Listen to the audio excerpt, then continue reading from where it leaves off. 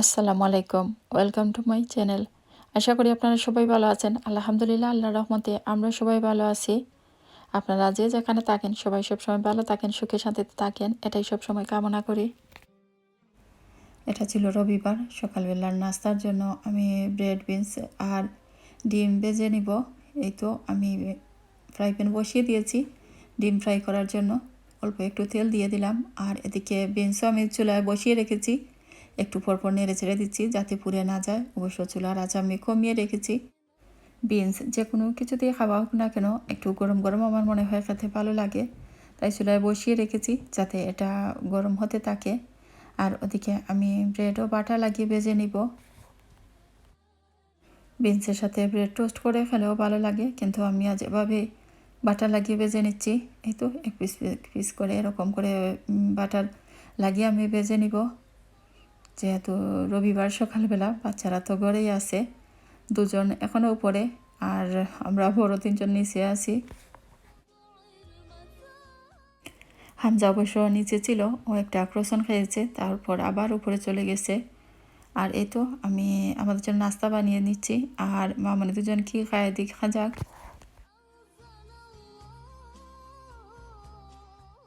হামজা যদিও বিনস বা এরকম এগ ফ্রাই খায় না, খেতে চায় না, কিন্তু ব্রেড অবশ্য ওকে ভেজে দিব, দেখো খায় কিনা।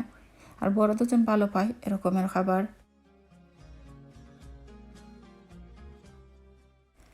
এই তো নাস্তা বানিয়ে নিচ্ছি, তারপর তো খাবার শুরু করে দিব।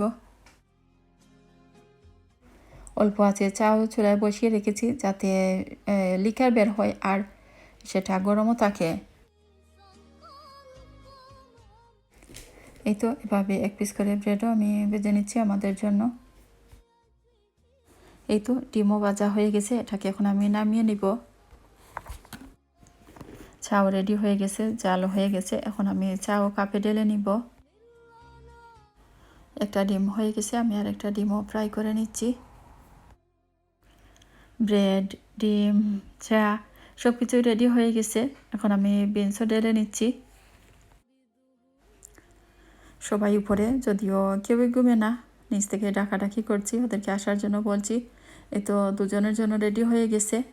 কেউ উপর থেকে আসছে না, হয়তো কেউ গেম খেলছে, কেউ এটা সেটা করছে, আর নাস্তা ঠান্ডা হবে এই ভেবে আমি আমার খাওয়া বা আমার নাস্তা আমি খাওয়া শুরু করে দিয়েছি। অবশ্য কিছুক্ষণের মধ্যেই আমার হাজব্যান্ডও এসে গেছেন, খাওয়া শুরু করে দিলেন। আর বাচ্চারা তিনজনই উপরে, নিচে আসতে চাচ্ছে না। ব্রেড, বিনস, ডিম এরকম ব্রেকফাস্ট আমার হাজব্যান্ডও বেশ পছন্দ করেন, আমারও ভালো লাগে, মাঝে মধ্যে খাই, যদিও প্রতিদিন তো আর এরকম খাওয়া হয় না। হামজা যদিও এরকম ব্রেকফাস্ট খাবে না, আর বড় দুজন খাবে, ওদেরকে আমি পরে নিচে আসার পর বানিয়ে দিয়েছি। আবার আমি কচুমুখি রান্না করছি, এই তো দেখতে পাচ্ছেন বাগার দিয়ে দিয়েছি, আর এখন আমি কচুমুখিও দিয়ে দিলাম। আর এগুলো হয়তো দেখে বুঝতে পারছেন, এগুলো কিন্তু সব থেকে আনা যে ফ্রোজেন প্যাকেটের কচুমুখি। মাঝে মধ্যে ফ্রোজেন কচুমুখির প্যাকেট আমি আনি, অন্যান্য সময় যেহেতু আনি বা খাইও ভালোই লাগে। এবার আসলে কোন দিন এনেছি মনে নেই, হয়তো লাস্ট টাইম যখন শপিং করেছি তখন হয়তো এনেছি, আর ভাবছিলাম রান্না করলেও হয়তো সেরকম মজা হবে, কিন্তু এগুলো মনে হলো যেমন তেমন একটা সিদ্ধ হয়নি, অন্যান্য বারের মতো তেমন একটা আসলে ভালো লাগেনি। কচুমুখি দিয়ে কিছুক্ষণ কষিয়ে নিয়েছি, এখন আমি মাছও দিয়ে দিলাম। মাছ আজ আর বেছে রান্না করছি না, এমনিতেই রান্না করে নিচ্ছি। মাছ দিয়ে হালকাভাবে নেড়ে চেড়ে সব কিছুর সাথে মিশিয়ে নিয়েছি, তারপর ডেকে রেখে দিয়েছি। মাছ দিয়ে আরও কিছুক্ষণ কষিয়ে নিয়েছি, এখন পানি দিয়ে দিলাম, যতটুকু ঝোল রাখবো সেভাবেই আমি পরিমাণ মতো পানি দিয়ে দিলাম। পানি দিয়ে একটু নেড়ে চেড়ে ডেকে রেখে দিব, আর আরও কিছুক্ষণ জাল দিব। এই তো সব কিছু রান্না হয়ে গেছে, সিদ্ধ হয়ে গেছে। ধনিয়া পাতা কুচিয়ে দিয়ে দিচ্ছি, তারপর নামিয়ে নিব। দুটো লাইটার দেখতে পাচ্ছেন, ক্যান্ডেল জ্বালানোর জন্য এগুলো ইউজ করি। আর কালোটা মনে হলে যেন একেবারেই আর কাজ করছে না, মনে হয় শেষ হয়ে গেছে ভিতরের গ্যাস, এটাকে আমি ফেলে দিয়েছি। পিঙ্কটা রয়ে গেছে, হয়তো আরও দুই একবার হয়তো ইউজ করা যাবে, কেননা সেটা একটু চেপে চেপে ইউজ করতে হয়। এই তো দুপুরের খাবার দাবার রেডি, কচুমুখি দিয়ে মাছ দিয়ে রান্না করেছি, আর কলিফ্লাওয়ার রান্না করা আছে। আর এদিকে আমি আজ রান্না করিনি, আগে রান্না করা মিট আছে, মিট কারি রান্না করেছিলাম আলু দিয়ে। আর এই তো এদিকে দেখতে পাচ্ছেন আমি একটু সালাদও বানিয়ে নিয়েছি। স্কুল খোলা থাকলে তো দিন একভাবে যায়, আর স্কুল যখন বন্ধ থাকে তখন আরেকভাবে দিন যায়, আরেকটা রুটিন থাকে। সকালবেলা সকালের খাবার দাবার নিয়ে বেঁচে থাকতে হয়, আবার দুপুরের খাবার দাবারও তৈরি করে নিতে হয়। রাতের বেলাও তো বাচ্চাদেরকে খাওয়াতে হয়, শুধু বাচ্চা না ছোটো বড় সবাইকেই তো কম বেশি খেতে হয়। এই তো আমার হাজব্যান্ড কিছু খাবার নিয়ে এসেছেন বাইরে থেকে, এগুলোই প্লেটে বেড়ে নেওয়া হয়েছে। আপনাদেরকে বলেছিলাম লেমন ফ্লেভারের এই পেরি পেরি চিকেন রাব খুবই ভালো, আমার কাছে তো ভালোই লেগেছে, আমার বাচ্চারাও ভালো পেয়েছে, তাই আপনাদের সাথে শেয়ার করছি, আপনারাও একবার ট্রাই করে দেখতে পারেন। আমি ব্রেস্ট চিকেন দিয়ে তৈরি করছি। চিকেন আমি ধুয়ে কেটে পরিষ্কার করে ভালো করে পানি জড়িয়ে নিয়েছি। আর এই তো এই পেরি পেরি চিকেন রাব থেকে কিছুটা আমি এর মধ্যে দিয়ে দিচ্ছি, খুব বেশি দিতে হবে না, দেখতে পাচ্ছেন অল্প একটু দিলেই কিন্তু হয়ে যাবে। এই তো আপনারা আপনাদের ইচ্ছে মতো কম বেশি দিতে পারেন। আর কোনো কিছুই দিব না, শুধুমাত্র এই চিকেনের পিস আর এই পেরি পেরি রাব থেকে কিছুটা দিয়েছি, এতেই হয়ে যাবে। শুধুমাত্র মিক্স করে ভালো করে চারিদিকে কোটিং করে নিলাম, তারপর আমি ফ্রায়ারের মধ্যে দিয়ে দিব। লবণ টবণ সব কিছু দেওয়া আছে, আর কিছু দিতে হবে না, ফ্রায়ারের মধ্যে দিয়ে কিছুক্ষণ ফ্রাই করে নিলেই হয়ে যাবে। ফ্রায়ারের মধ্যে দিয়ে কিছুক্ষণ পর উল্টিয়ে বা একটু জাকিয়েও দিতে পারেন, আর নিজের ইচ্ছে মতো কতটুকু পুরাবেন বা ব্রাউন করবেন সেভাবেই করে নিতে পারেন। আপনারা দেখেই বুঝতে পারলেন খুব বেশি সময় লাগেনি, একেবারেই সহজ তৈরি করা, আর একটা উপাদানই তো বা একটা ইনগ্রিডিয়েন্ট দিয়েই কিন্তু হয়ে যাচ্ছে। একদিন অবশ্যই ট্রাই করবেন, আমার মনে হয় খুব ভালো লাগবে, সবারই ভালো লাগবে। আর এত সহজ বুঝতেই পারছেন, আর কম সময়ে কিন্তু মজাদার একটা খাবার তৈরি করে নেওয়া যায়, যেটা বাচ্চাদেরও অনেক পছন্দের। শুধু বাচ্চাদের কাছে নয়, আশা করি বড়দেরও অনেক পছন্দ হবে, আর আমাদের কাছেও কিন্তু বেশ ভালোই লেগেছিল। স্প্যাগেটি রান্না করেছিলাম, সেগুলো দিয়ে বাচ্চাদেরকে এই পেরি পেরি চিকেন দিয়ে দিয়েছি। যদিও হামজা এরকম স্প্যাগেটি খাবে না, শুধুই চিকেন খাবে।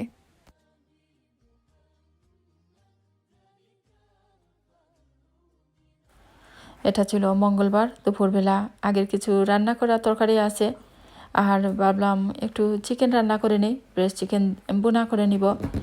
আর চুলায় অলরেডি দেখতে পাচ্ছেন আমি প্যান বসিয়ে দিয়েছি, তেলও গরম, খুব একটা গরম করিনি, কেননা কিছুটা গরম হয়েছে, তারপর আমি একটা একটা করে পেঁয়াজ কেটে দিয়ে দিচ্ছি। তেলে কিছু হয়তো ফ্রাই করেছিলাম, ভাবলাম চিকেন রান্নায় সেই তেল দিয়ে দিই, আস্তে আস্তে শেষ হয়ে যাবে।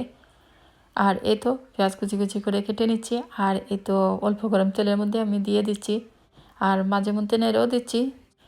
আজ আর ওভাবে সব কিছু হাতের কাছে সাজিয়ে গুছিয়ে বা রেডি করে রান্না করা শুরু করে নিই, এমনিতেই ভাবলাম শুরু করে দিই। আর মাঝে মধ্যে এরকম করি, যখন রেকর্ড করি বা ইউটিউবের জন্য শ্যুট করি, তখন দেখা যায় সব কিছু হাতের কাছে রাখি। আর এমনিতে রান্না করলে আসলে সব সময় যে হাতের কাছে রেখে দিই তা না, মাঝে মধ্যে মনে হয় যে পেঁয়াজটা আগে বসিয়ে রেখে দিই, পেঁয়াজটা মেল্ট হতে থাকুক, এই ফাঁকে অন্যান্য কাজকর্ম কিছুটা গুছিয়ে নেই। প্রতিটি দিনই আলাদা, কোনো একটা দিনের সাথে অন্য একটা দিনের দেখা যায় বা সময়ের কাজকর্মের কোনো মিলই থাকে না, প্রতিটা দিনই ভিন্ন ভিন্ন রকমের হয়ে থাকে। লবণ দিয়ে দিলাম, পেঁয়াজ মেল্ট হতে থাকুক, আর এই ফাঁকে আমি গরম মশলা আর অন্যান্য যা কিছু করা দরকার সেগুলো করে এলাচি, দারচিনি, তেজপাতা এগুলো দিয়ে দিচ্ছি, আগেও দিতে পারতাম, কিন্তু কীভাবে যেন বসিয়ে দিয়েছি, আগে পেঁয়াজ দিয়ে দিয়েছিলাম, এখন দিয়ে দিলাম। এই তো নেড়ে চেড়ে আমি এগুলোকে ব্রাউন হয়ে যাওয়া পর্যন্ত আমি কষিয়ে নিব, আর এরকম মাঝে মধ্যে নেড়ে দিব, তা না হলে পুড়ে যাবে। পেঁয়াজ কিছুটা ব্রাউন হয়ে মেল্ট হয়ে গেলে এর মধ্যে আমি আদা রসুনের পেস্টও দিয়ে দিলাম, তারপর নেড়ে চেড়ে আরও কিছুক্ষণ কষিয়ে নিব। পেঁয়াজ কষিয়ে নিয়েছি, দেখতে পাচ্ছেন কিছুটা ব্রাউন হয়ে মেল্ট হয়ে গেছে। এর মধ্যে এখন আমি অল্প পরিমাণে পানি দিয়ে দিব, তারপর গুঁড়ো মশলা দিব, এতে করে গুঁড়ো মশলার পুড়ে যাবে না। কারি পাউডার, মরিচের গুঁড়ো, হলুদের গুঁড়ো, ধনিয়ার গুঁড়ো, জিরার গুঁড়ো, গরম মশলার গুঁড়ো, যা যা দেই আর কি নর্মালি মিট চিকেন রান্নায় সে সকল মশলা দিয়ে দিলাম। পরিমাণ মতো সব মশলা দিয়ে দিয়েছি, এখন নেড়ে চেড়ে কিছুক্ষণ ভালো করে কষিয়ে নিব। আর আমরা সবাই জানি মশলা ভালো করে কষিয়ে নিলে খেতে ভালো লাগে, আর কোনো কাঁচা গন্ধ থাকে না। কিছুক্ষণ কষিয়ে নিয়ে আমি 1.5 থেকে 2 কাপ, 1 থেকে 1.5 কাপ এরকম পানি দিলেই হয়ে যাবে। পানি দিয়ে ভালো করে নেড়েচেড়ে মশলার সাথে মিশিয়ে ঢেকে রেখে দিব আর 4-5 মিনিট জাল দিব।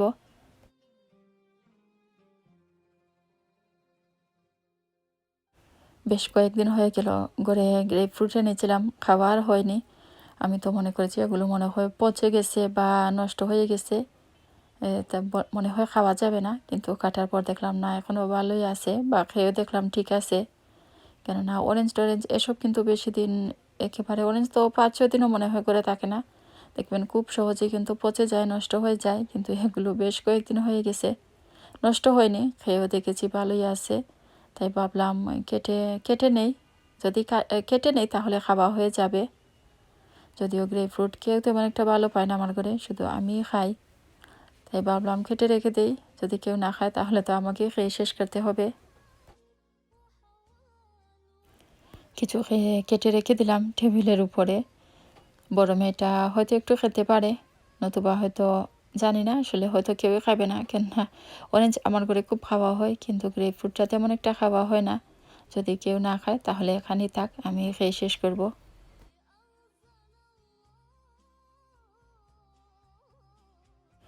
ব্রেস্ট চিকেন আমি এই মশলার মধ্যে দিয়ে দিয়েছিলাম, দেখতে পাচ্ছেন চিকেন থেকে আরও পানি বের হয়েছে, আর এখন পানি একটু মনে হচ্ছে একটু বেশি হয়ে গেছে, আর পানি দিতে হবে না, আগে পানি দিয়েছি, আর চিকেন থেকে অল্প যে পানি বের হয়েছে তাতে চিকেন রান্না হয়ে গেছে। মিডিয়াম থেকে কিছুটা লো করে আমি চুলার আঁচ রেখে দিব, আর এভাবে কিছুক্ষণ পরপর নেড়ে চেড়ে দিব, রান্না হয়ে যাবে। খুব বেশি পানি দিব না, কেননা আমি আজ আর আলু টালু কোনো কিছু দিচ্ছি না, এমনিতেই বোনা করে নিব।